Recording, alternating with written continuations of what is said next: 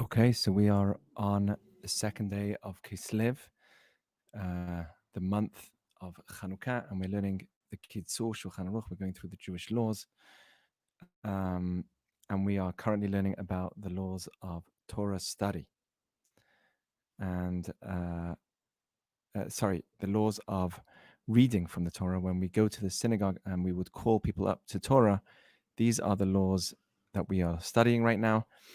And there is in the Jewish people 3 people that we have called the Kohen, the Levi, and the Yisrael. The Kohenite, the Levite, and the Israel. And according to Judaism, there's a hierarchy. The Kohen has a special place because he's always in the house of the king. He's considered somebody that we look up to, like a firstbornship. When you have a firstborn, the firstborn is someone that is meant to be a role model and example to the rest of the family. The Kohen is the role model in terms of being, for the Jewish people, a higher place where he has certain levels of purity and values that he has to stick by in the temple.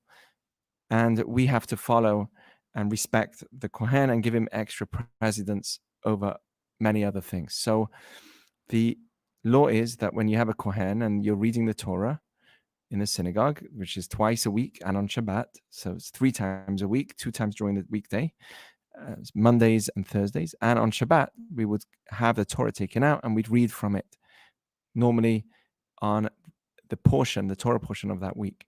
And we would call up a Kohen first, one of the people that comes from the Levite family, directly from Aharon. In the Levite family, there was one family called of Aharon, the brother of Moses, and he was the Kohen Agadol, the great priest, and there's a lineage directly from that family. Till today, there's a whole group of Jewish people that are called Kohens. Some of them have a surname Kohen, some of them don't. But they are a certain group within the Jewish people. So the Jewish law says that when there is a Kohen, you call him up first. He always gets a precedence over everybody else. We call him first. Even if he's somebody that doesn't know any Torah at all or anything, you still call him up. He's a good person. You call him up. He comes first, even to a very scholarly person, a big righteous person. You call the Kohen first. And even if the Kohen says, if he says, I want to give up my status and allow that somebody else to go first, it doesn't help. And after the Kohen, we would call the Levite. If there's no Levite, that's the second tribe group in the Jewish people. You have the Kohanim, you have the Levites, and you have the Israelites. The Levites are also on a higher status, not the same as a Kohen. We would call them second. If there's no Levi, we would call the Kohen twice. And we would say, Ya'amod HaKohen bimkom Levi, may the Kohen come up instead of the Levi that we don't have. And if there's no Kohen in the synagogue, then it's different. If there's no Kohen in the synagogue, the Sephardic custom is we actually call a Israelite first. But according to Ashkenazic custom, Korim bimkomo Levi or Yisrael, we specifically can call either Levite or an Israelite first. According to the Sephardic custom, actually, we only call up an Israelite first. The idea is it's better to always call up somebody who's righteous, a scholar, first. And we actually are meant to say, Im enkan Kohen, Levi bimkom Kohen. If there's no Kohen, may the Levite come first, or a Israelite in place of the Kohen. That's according to the Ashkenazic custom. Always according to Sephardic custom, Ya'amod bimkom Kohen, calling up the Israelite before, if there's no Kohen in the house. If they called a Yisrael in the place of a Kohen, then we don't call a Levite. This is according to all customs. So if the first person that was called up was an Israelite, we would never call up a Levite second, because he's on a higher status than an Israelite, and therefore he would be called after Kohen. Yishuv shekulam kohanim or Leviim. What happens in a place where everyone is a Kohen or a Levite? Ask a special request of what needs to be done. for that community. But in general, there's always a Israelite in the community. The question is, if there's only Levites and Kohanim in that community, what do you do? But that needs a special request of what needs to be done in that situation. Next halacha, number 10. Im ha-Kohen omed b'kriyat Shema. What happens if the Kohen, there's one Kohen in the house, and he's in the middle of Shema, or he's in the middle of blessings of Shema, or he's in the middle of a silent prayer, and now they're reading the Torah. Even if there's no other Kohen in the house, we do not call up that Kohen. He's busy praying. You don't disturb him. He's in a very important part of his prayer, and we do not disturb his prayer to call him up for the Torah. And we do not wait for him, because we have a rule, tilcha de tzibur, we don't wait for the tzibur. We don't make the whole congregation wait for someone, or make them have to bother and wait and lengthen that. People are busy, they have to get going. So if he's not ready now, we don't call him up. And we would call a Levite or Yisrael first. And we don't say im en kan Kohen if there's no Kohen in the house, because there is a Kohen in the house. So we just say Yamod Yisrael bimkom Kohen. The Yisrael or the Levi should be come up instead of the Kohen. However, if they did call him up and he's in the middle of Shema, they said, "Oh, Kohen," they didn't realize he's in the middle of his Shema. And they said, come, we need you for the blessings of the Torah. He's in the blessings of Shema. So he's in the middle of the Shema section. He does come up and do the blessing of the Torah. Aval lo yikra im hakoreh ele yishma. He doesn't read together with the reader whilst the person's reading the Torah. He just listens to him. He doesn't actually say the words with him. If it's better, if the Kohen just finishes the sentence he was reading in Shema, or the section that he's reading in Shema, wherever it finishes the context, the topic, before he calls up. He's in the middle of a sentence talking to Hashem. He should finish his sentence and then go up. So he should wait a few seconds till he finishes his words, then get called up. But if he's in the middle of Shmona Esrei, if he's in the middle of silent prayer, even if the whole community calls him and says, come, he's in the middle of silent prayer. That's the holiest prayer. Doesn't get called up. Even if they call him up, he doesn't go up. And similarly, if he's just finished Shema and he's about to start the silent prayer as well there, ben geula letfilah lo ya'aleh, it's a very important holy time, you don't go up either. Similarly, however, if he's at the end of his silent prayer, he's in Elohai Netzor, which is the end of the prayer, he can stop and go up, which is a big novelty. If he's in the middle of if he's in the middle of the prayers before Shema, the prayers in the morning that are at the beginning of the day, if there's no other Kohen, im en sham Kohen acher, lechatchila korin oto, he needs to get called up, even if he's in the middle of his prayers after Baruch Shama. Ach lo yikra im hakoreh, but he must not read together with the reader, because he's in the middle of his prayer. He's not in the middle of Shema, but he is in the middle of his prayer, so you should read with the reader. If there is somebody else, another Kohen, then he shouldn't be called up because he's in the middle of his prayer. Okay, let's go to number 11. If they call him up and he's not there, they think he's in the room. They called a Kohenite or a Levi to come up for the Torah, but there's no one there.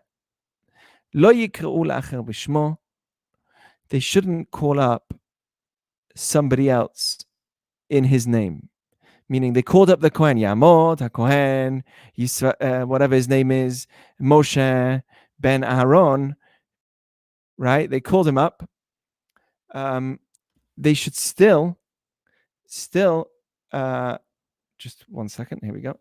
They should still call him up, and they should call up somebody else, but not in that person's name, meaning not keeping that person's name that they originally mentioned and calling up somebody else. So people won't go and say that Kohen that they just called up and they're not even calling him up, there's something wrong with him, and that's why they had to call someone else instead. So what do? They tell the other person that they call up, you come up, without mentioning his name, and he comes up. We have a rule, though, that the child could be called instead of his son. So if there's a Kohen who's in the middle of his prayer and his child's in the house, the law is you call the child in the father's name, even though the child's got a different name.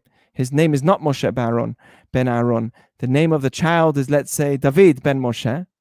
You would still call up the child as well. So that's very, very interesting, that we would still call up the child even though he's not able to come on. And that's a beautiful halacha. Even if the son is unable, okay, that's that. What happens if the Kohen or the Levite cannot come up because they are in the middle of the silent prayer? They can call in his name to that child. Everyone sees that he can't come up because he's not allowed to. So therefore, if there's no Kohen or Levi in the house, then they called up his name. The Levi and the Kohen is in the house, but they can't come up because they're in the middle of the silent prayer. Not that they weren't there, they just can't come up because they're in the middle of the silent prayer. Then you can call in that person's name somebody else, because everyone knows that that person's in the middle of prayer, so it's okay. If they call up a Yisrael and he's not around, not the Kohen and Levite, but a Yisrael, and he's not around, they can call somebody else in his name, because with a Yisrael, there's no such thing as an embarrassment or embarrassment to his name. But if they call a Kohen or a Levite as a last person, as the last person, or lemaftir, or for maftir, the last aliyah on Shabbat and Yom Tov, and he's not there, they can always call somebody else in his name. Okay, let's move on. These are all the laws of if he's in the middle of prayer and they called him by mistake. But let's go to number 12. There's no Kohen in the shul. Or he's there, but no one knows that he's really a Kohen. He's a new guy in town. And they call a Yisrael instead, and he gets called up.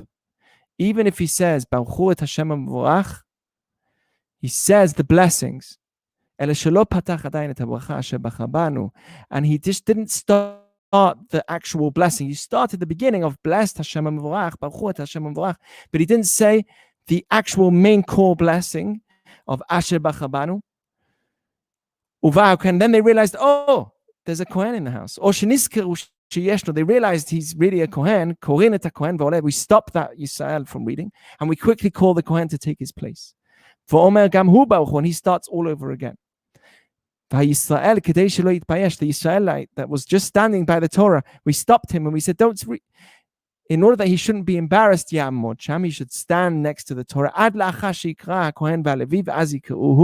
until the Kohen and the Levi finishes their blessing, and then we'll call up that Israelite that got pushed off. But if the Israel started saying, Baruch Ata Hashem, Elokeinu melech haolam asher bach banu, so he said, Asher Ata Hashem, Eino oile haKohen, you don't call the Kohen and you leave the Israel to do the job. V'chen hadim im kar'u leLevi b'mkom haKohen, uba haKohen kodem shama Levi. Also, if a Levi came instead of a Kohen, and now you suddenly realize that there's a Kohen in the house, and he started the blessing, the Levite started the blessing, but he didn't start the core blessing of Asher Bachal Banu, or Leha Kohen, the Kohen gets called up. And the Levi waits and you call him after. Similarly, if there's no Levite in the house, or they didn't know of him, and they call up the Kohen, and then the Levi comes, or they realize he's in the house. Before the Kohen says, blessed are you Hashem, we quickly call the Levi. We're talking in a case where it's the second blessing. The Kohen was called because there was no Levites in the house. and he starts the blessing. Then they realized, oh, there's a Levite in the house. We would call the Kohen if the Levi didn't start his bracha. Number 13, en korin shnechem zeh chazeh. We have a rule that we don't call family members, two brothers, or a father and a son, or a father and a grandchild, after each other. En korim shne achim zeh chazeh. We never call two brothers one after the next. Ben shehem min ha'av, ben min ha'em. Whether they're brothers from the same father or the same mother, they never get called up one after the next.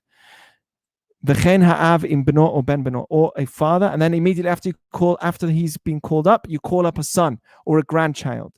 En korin zeh chazeh mishum ena bisha. We do not call them one after the next because of ayin hara. Ayin hara is that people are going to look, and some people don't have children, or they don't have healthy children, or they don't have a healthy relationship, and they say, oh, look how special it is. Here you have a father and a son next to each other, and that's going to cause what we call a kitzur in Shemaim, a judgment, and it can cause bad things because of that person looking and saying, why don't I have this? He's like standing in court basically against this person, and that's called ayin hara, bad eye. We are afraid of bad eye in certain cases, even though if we're doing a mitzvah, we're not meant to be afraid of a bad eye, people looking at us, but here in this case, we are. Even if they say, I don't care, call two brothers after the other, or call the father and son after the other, we still don't do it. It's a Jewish law in all synagogues. Never do you call a son and then a child immediately after. Even if the father or the brother is the last person, then you've got maftir, which is like a separate section, you still don't call one after the other. That's especially on Shabbat, where we don't use two different Torahs. If they do bring out another Torah for maftir, then it's okay to call one brother after another or a father after a son. But in general, we don't call a father after a son. Similarly, if the maftir is not bar mitzvah, it's allowed to call the son after the father. All of these, if he starts reading and he got called up, you don't take him down. We don't say, hey, you two brothers, your father and son, you can't do it. We don't. Once they started, you don't pull them down. Two brothers that come just from the mother, where not everyone recognizes that they're brothers because they don't know the mother, they know the father. Va'av im ben beno, or a father with his grandchild, if they do call them one after the other, afilu adayin lo ala ya'aleh, even if the son or the second person that gets called up didn't actually start the blessing, he can still continue and say the blessing. If it's necessary, for instance, you only have 10 people, and in those 10 people, 4 of them are from the same family, you are allowed to call one after the next. Let's go to number 14. Misha la Torah. Somebody gets called up to the Torah in the synagogue. Bebet Knesset Echad. He gets called. He goes to synagogue at 7:30 in the morning. Then he needs to be in another synagogue to help out. He gets called into another synagogue. They don't have a minyan. He gets called to another synagogue. And they call him up again. He got called up in the first time, and in the second shul he goes to, gets called up again. Even if it's for the section that he already got called up before. Or leshenit, he gets called up second. And he does it as if it's normal. This is brought down in the Magen Avraham, and he reads the second time again, gets called up even if he prayed already. Number 15, B'ta'anit Sibur, in a time where there's a fast. There's a special reading that they'd have in a fast time called Vayichal Moshe. And korin la'alot Torah el mi shemit'aneh. We only call people that actually fast because that's the section that the Torah we're reading on is about fasting. So only somebody who's fasting gets called up. Anybody who's not fasting will not get called up. If there's no kohen, only a person, a kohen who is not fasting. So you have one kohen in the house who's not fasting. we're not meant to call him up, but we need a kohen. Or she'em b'da'ato la'ashlim. Or he's not thinking that he's going to complete the fast. We do call a Yisraelite a Yisrael or a Levi instead.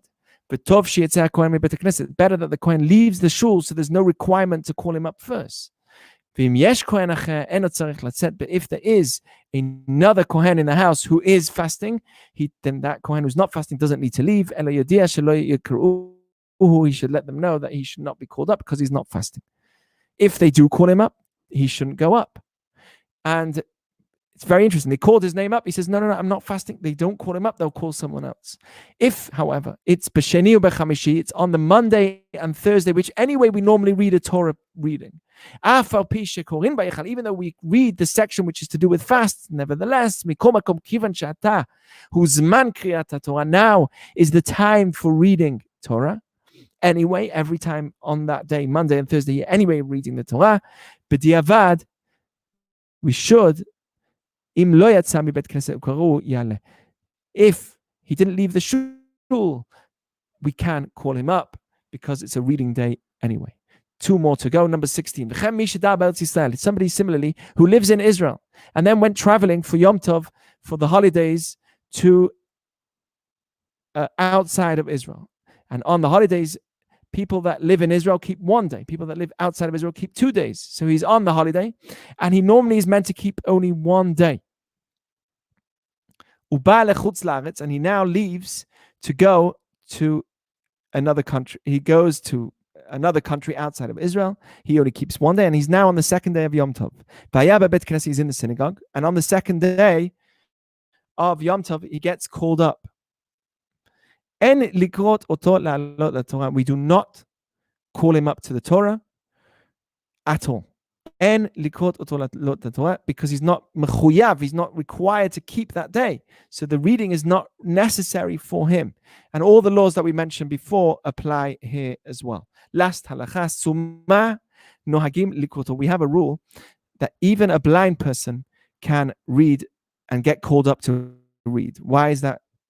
Of course, you should be able to call. No, because we have a rule that you can't read the Torah Baal Peh, off by heart. You have to read the Torah by its text. Because if we train ourselves to read the Torah, the written Torah, the scroll, off by heart, we'll start making mistakes. And we can't make mistakes with the text of the scroll. So,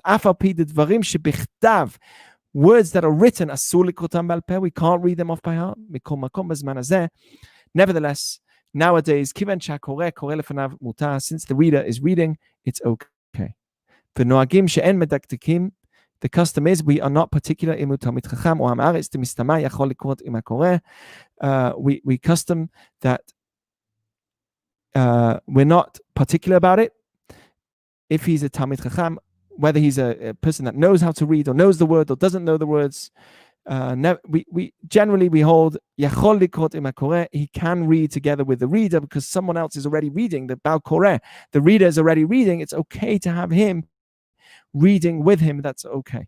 So that's the laws of calling up to the Torah, of Hilchot Aliyot LaTorah, and hopefully we will continue tomorrow in this discussion about Aliyot. And then we would be going to the actual Sefer Torah, laws of the Sefer Torah itself. Thank you for listening.